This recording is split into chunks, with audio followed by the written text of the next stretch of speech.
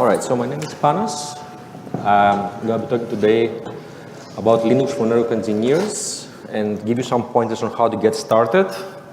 I'm not aspiring to teach you Linux here in half an hour, just to maybe, give you one thing you can learn and go back home and maybe use it there, right? That's all I'm trying to achieve. I'm a co-founder at NetBiz. You can find me here on that handle and email me if you need anything or ask questions about what I'll be talking about. So, okay, let's give you a few reasons why learn Linux, right? Lately, in the last 5 to 10 years, we see more and more the networking application stack boundaries to become blurred. And I've seen many, DevOps that are very experts in Linux to jump on the networking space by using open source, white labeling operating systems for network equipment, like Cumulus Linux is one, OpenWRT is another one of the Wi-Fi space, of course. And many vendors also now, for their operating system, for their hardware, they use Linux-based kernels. And if they do that, then they can very easily expose that with a shell interface to the user. And now, if you are proficient in Bash or another shell that is, common, then you can very easily jump from one to another without having to learn a new set of commands from scratch. So the learning curve is going down if you already know that basic knowledge. We're not there in the unified space yet, but I think we're going towards that direction. And then Linux, of course, is free and open source. Chances are that if you have a problem you want to solve, somebody else before you had the same problem, it's going to be somewhere online. You can either use that piece of software or download it, modify it, and tailor it to your needs. So lots to gain there. So how to get started? Some pointers here. There are many ways. If you're on a Mac, open a terminal. If you never opened it, and try to see if you can do anything useful there. On Windows, up until 2 years ago, we had to use exclusively emulators like Cygwin. But lately, Microsoft has started to embrace a little bit more the open source movement. So you can go now on Windows, do this, and then open a terminal. So it's the counterpart of terminal on the Mac OS, right? Not where it should be, but definitely you cannot do any Wi-Fi or interface stuff or monitoring stuff. But I think they're going to get there. So it's promising, and I'm using it actually quite often. You can go to the cloud. Every major vendor has some kind of a free tier. Of course, free tiers expire. If you're done with it, you either have to pay or lose your work, and definitely you cannot do any Wi-Fi stuff on the cloud. And then my favorite way is to use an actual piece of hardware that you have in your desk. You can play with it, you can break it, you can fix it. That's how we learn, right? In this session, the community has embraced, the NanoPi. There's a deep dive by Jerry and Scott. I took it last year. I learned a lot. Raspberry Pi, another very popular platform, of course. The latest one has onboard .ac module, only 1 by 1, of course, so might be enough for most to do some basic stuff. And of course, an old laptop is an option. If you have one that's doing nothing in your drawer, take it out, install Linux, and play with it, right? You can do something useful with it. What can be gained? It's a very important skill. You can use it in your day-to-day job, I think. Many people have thrown out things about learning Python and learning a new thing. And Linux is one of them, right? And all this new software that comes out, usually, or that's in beta or in alpha, first comes out for Linux. So if you know how to use it, you'll be able to adopt the technology faster, and when it matures, you'll be the first one to use it, right? And then prototype and automate faster. They say that if there's a thing you need to do more than 3 times, you should script it. Okay, don't do it the 4th time. Many ways to do that. Many ways to skin a cat. You can use a scripting language like Bash, Python, of course. There was a whole bootcamp on Python here. And then use other packages like Ansible and Chef to do more scalable things, I would say. And with that, I want to give you a couple of examples that I think they are useful for network engineers. They're not exclusively for Wi-Fi, I would say, but what I'm going to be showing here can be used on any Wi-Fi host.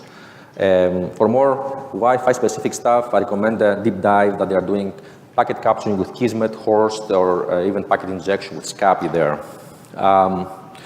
The first thing I want to show you is how to do network scanning. We're going to do that by using a utility called Nmap. Interestingly enough, I found out is the Linux command of choice when directors want to show people do smart things on computers. This from Matrix has appeared in more than 20 movies, Snowden, Ocean's 11, and a bunch of others. So if you're doing that at work and people look over your shoulder, you look smart. So I'm going to show you how to do a VLAN scan, so how to scan a VLAN and see what hosts are there, and then actually scan specific hosts for their open ports and even what operating system they're running, and get as much information as possible. So let's jump into the demo here. I'm going to do the unthinkable here and use a live demo for the presentation. I have a backup if things go really south here. What I'm using here is a GUI console. What you see more specifically is our dashboard. I work for NetBiz, and I use this because it's convenient for me to access Linux box I have in my lab. The way it works is that we have a cloud dashboard.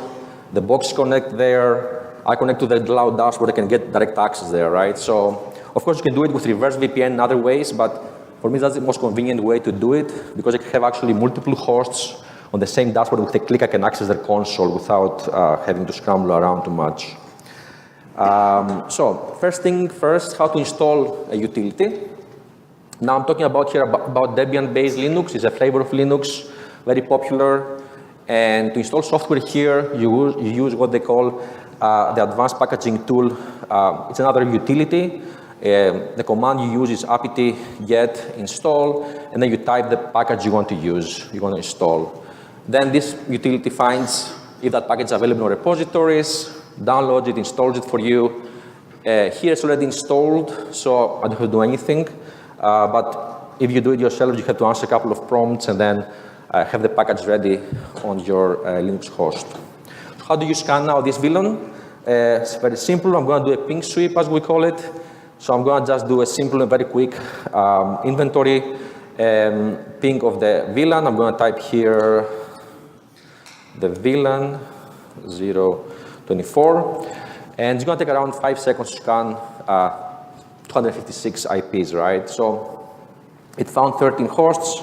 You see here many Raspberry Pis, some other unknown hosts. So when it can find out the manufacturer based on the mark, it's going to tell you. If it doesn't know, of course, it won't tell you.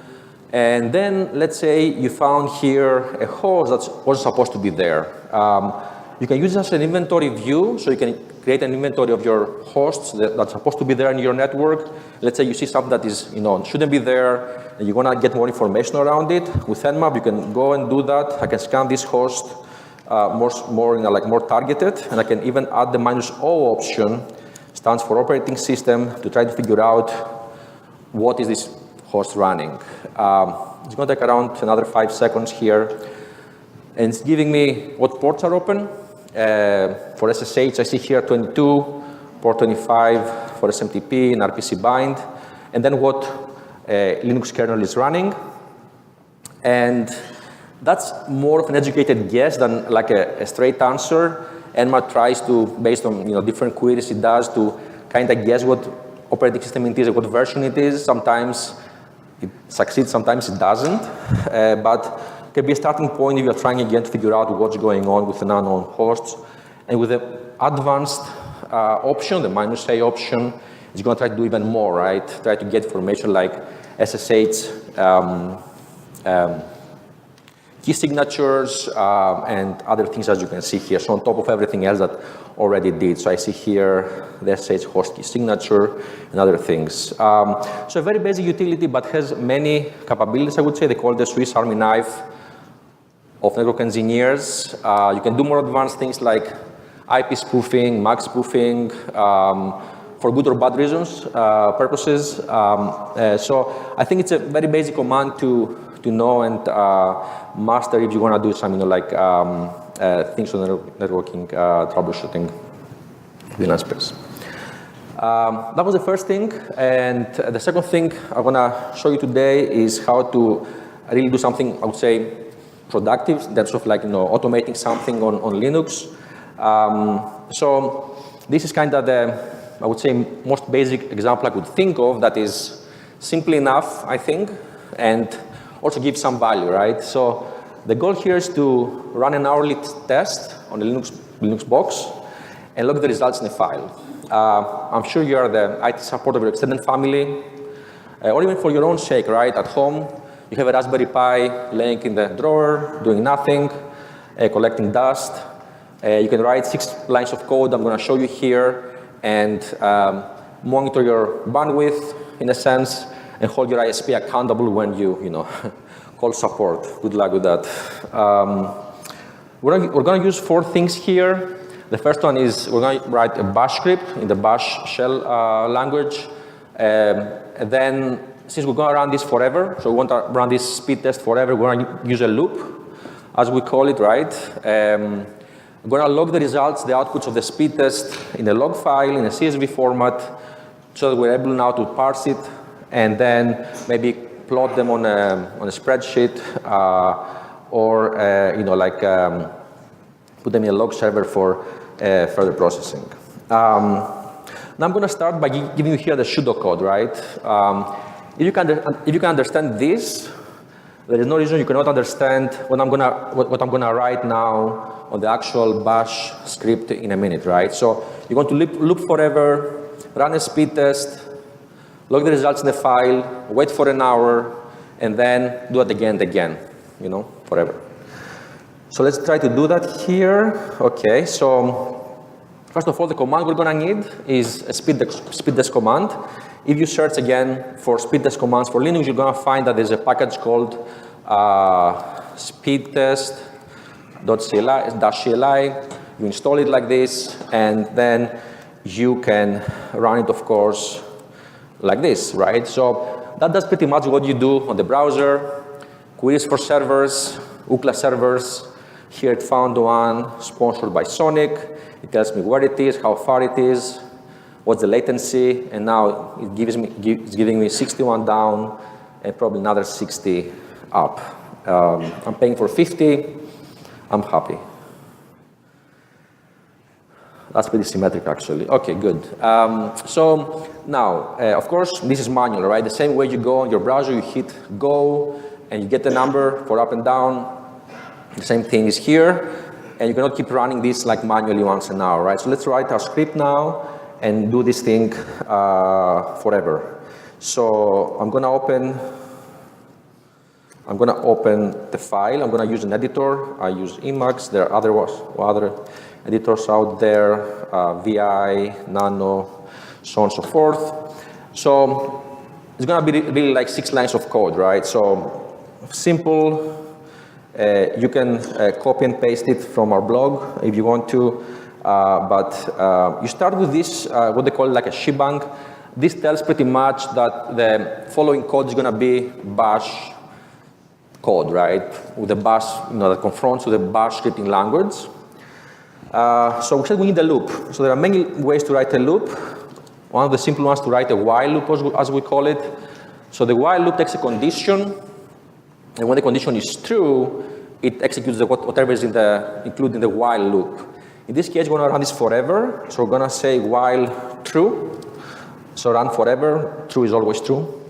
And whatever is between do and done will be executed, again and again. The command we're going to use again is speedtest.cli, right? And I'm going to add the option --csv.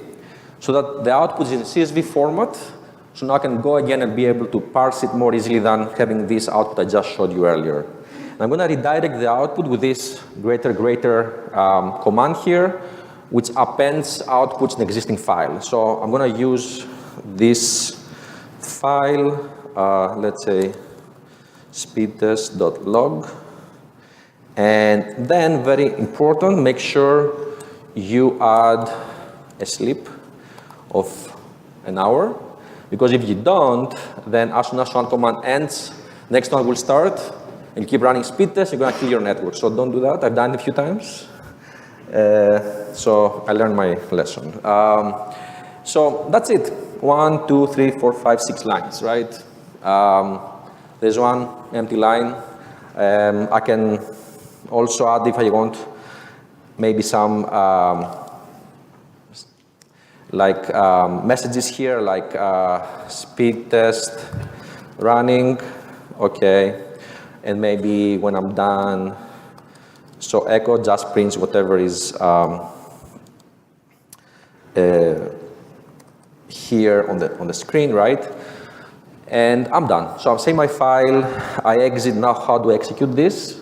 I type bash to execute a bash script, speedtest.sh. So now, a small detail here is that since we want to run this forever, and we want to leave our screen and go, do our work, we don't want to kill this script once we exit from this terminal. Because if you run a script or a command and you exit the terminal, the command dies. So in order to put this in the background, as we call it, and run it as a daemon, we use this ampersand symbol. And now, if I hit enter, it tells me that, okay, it's running on the background with this process ID. The first speed test is running, and in a little bit, I'm going to have some results in my log file. And actually, I can show you how some previous results look like. So you have lines, each line represents a test, and its, of course, value there is upload, download speed, latency, and so on and so forth.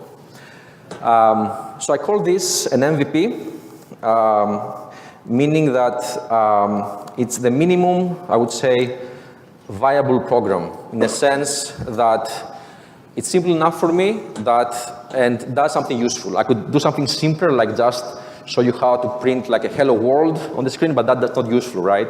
I think these 5 lines of code is, simple enough for any novice user to take the Raspberry Pis or Nano Pis and put them to work when you go back home.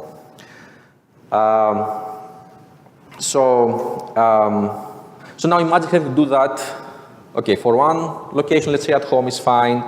You have to do that multiple times among different locations, right? It's a little bit cumbersome and intractable. So imagine having to maintain, let's say, 5 different of these hosts, and each one running their own speed tests. You have to collect the results and centralize somewhere and process them, right? So just a quick plug here. What we do at NetBeans is that we automate that for you. For example, with speed test specifically, you see on this installation have like 6 different devices. We give you the option, for example, to run like the speed test we just showed you here from all devices in a scalable way, once an hour in this case, collect the results, build statistics, and you don't have to write any line of code, obviously, right? So this is everything automated on the back end from us. Among others, doing iPref testing, VoIP testing, and other types of monitoring on the Wi-Fi and the wired space. And with that, I'm done. I don't have if you have any questions. I'll be happy to entertain. Thank you.